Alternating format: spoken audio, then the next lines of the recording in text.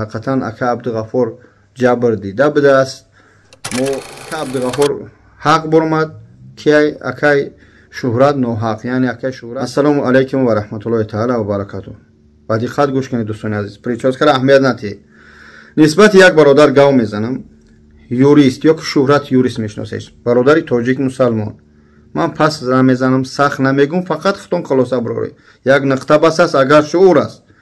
مثلا اکا عبدالغفور میگه، با اترک وایش میگم، یعنی اکا عبدالغفور بلاگر ویم.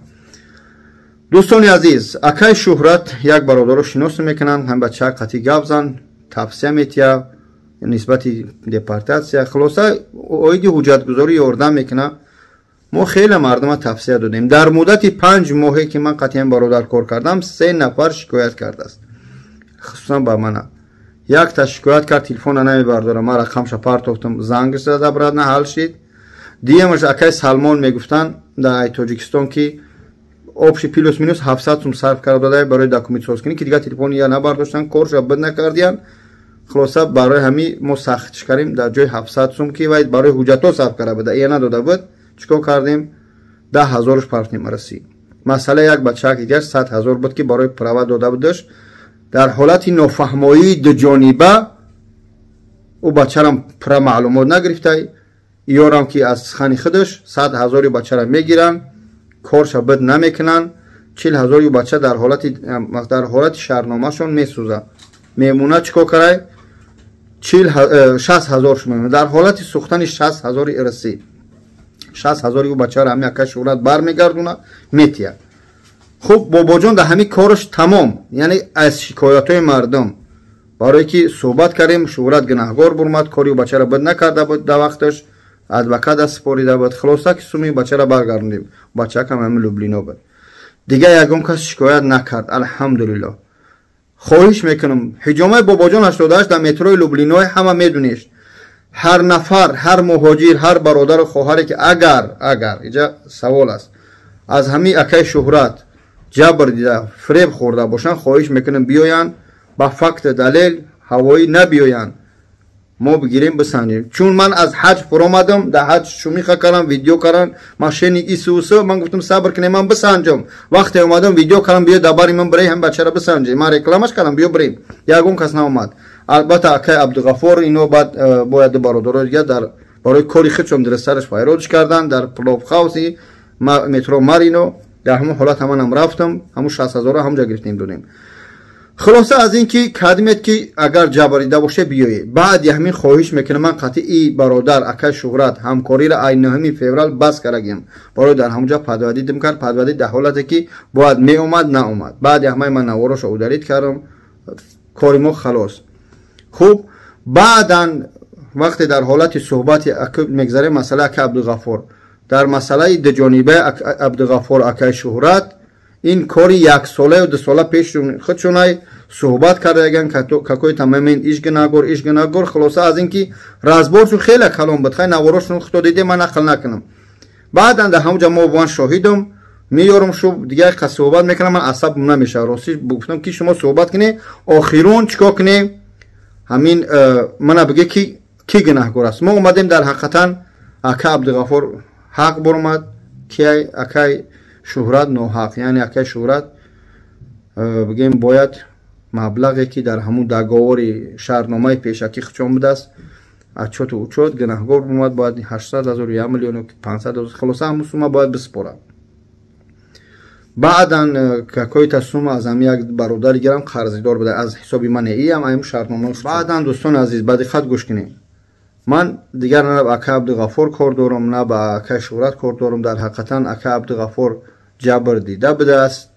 ما این برادر حتی جایش بود شاید حقارت هم کرده بودیم، پس اکران گپام خیلی بلند رفته بود، در حالت میگفت نواروی نپرتو این خیلی من گوشش نکردم. در حقیقتا فهمیدین که این برادر نامعقول بوده است.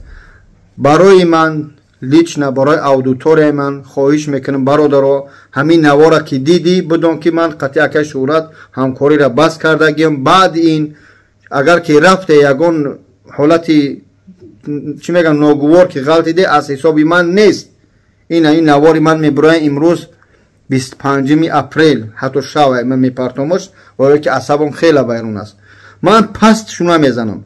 هم قبول دونه که یعنی که یک نقطه بس است اگر شعور است. همین برادر یعنی که در پیش چشم من غلطید، برای تلفنش کردم، زورش کردم اکرانی نشوه، التماس اگر که در کار باشه بگه که چی دلیل و چی گپ خبر است. نوارو بسیارن، حالتهای پست بلندی بسیارن. من حتی از پشتی اکای شهرت با چند کس جنگ شدم، من پشتیش گرفتم، خصوصا با می اکای عبدالغفور پست بلندی سخت گفتیم بخواه هم دیگر بخشی کردیم پس اکران ده همونجا. با خاطر که من حتی ای پشتم گپ زدم پست بلند بسیار گفتم عبدالغفور که یعنی که آدمه. یعنی مقصد از این سخنای من همین است که نمیخواهم یک مسلمان یک تاجیک هر روزه روی اکرام رایم. ما را یک ملت تاجیک نه تمامش هم خیلی شاید اکای شهرت بازیچه دست شیطان شد یا سوما بسیار دید خچه گم کرد. اگر که ای با اکای عبدالغفور همون وقت کار میکرد یا همین حالت هم توزه کار میکرد یا توزه کار کنه سومی بسیار کار میکنه. سوما همه دوست میداره اما آبرو رو جمع کردن خیلی مشکل است. من سخت نمیگم اکای عبدالغفور الله مشکل تو آسان کنه.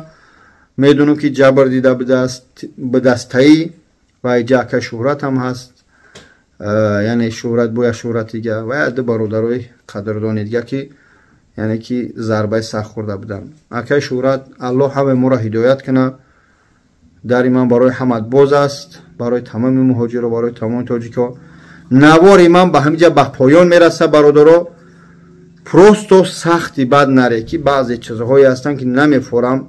هر یک کسی را ما روی اکران با یک نشان میتیم، با یک ماشینیکی با یک پست بلندی این پس بدنی خودمون نشان میتیم.